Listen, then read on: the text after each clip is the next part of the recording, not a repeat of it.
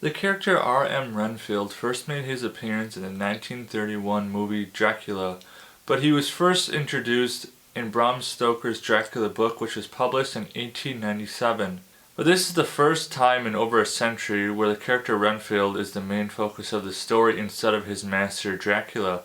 So going into this movie, I didn't really know exactly what direction it would take. I was a little skeptical at the plot line and the character development. To have a movie centered around a side character, you really gotta have some strong foundation, you gotta have some really good writing. And I'll be honest, I was actually really happy with how the plot developed, how the storyline went. The storyline in this movie was really great because we're all trying to see how Renfield gets out from underneath Dracula's thumb.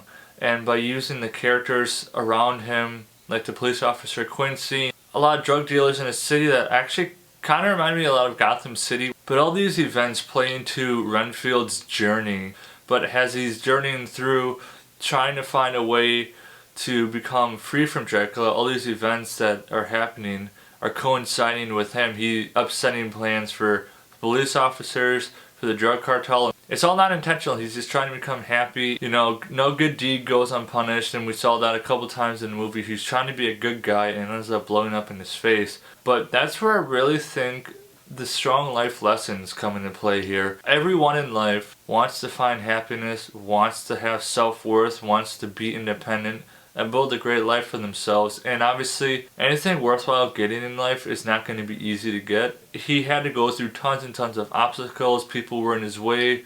That echoes a lot of what happens in life. You're going to face obstacles. You're going to face so many things in life. Where it really comes into play is you know what's best for you. Renfield knew what he needed to do. He knew what was best for him.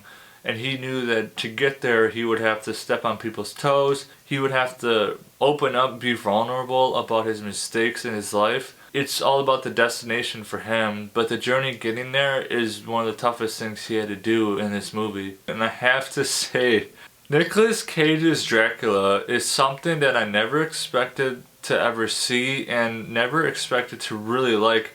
It looked like Nic Cage was having tons of fun portraying Dracula in this movie. He was actually quite menacing and scary. The makeup job was amazing. Nic Cage had a certain way of speaking in this movie that kind of made you lean in and listen. He would have a lot of subtle pauses here and there, but that's just to accentuate his point, to kind of build suspense. I will say really the only thing I didn't like about this movie was I was kind of hoping for a little more backstory on Renfield. He talks about his wife and kid and how he made all these mistakes. I actually would have loved to see Renfield's backstory fleshed out a lot better because I think it would add even more depth to his character. I had a lot of questions that weren't answered in the movie because, you know, they were focusing more on the present day and where he's at now, not where he's been. Other than that, this movie was surprisingly good. I'm not a huge vampire fan, but this movie just looks super intriguing. I mainly went to go see it because Nic Cage was playing Dracula and he just did a really remarkable job with that. And it's definitely a movie that you can sink your fangs into.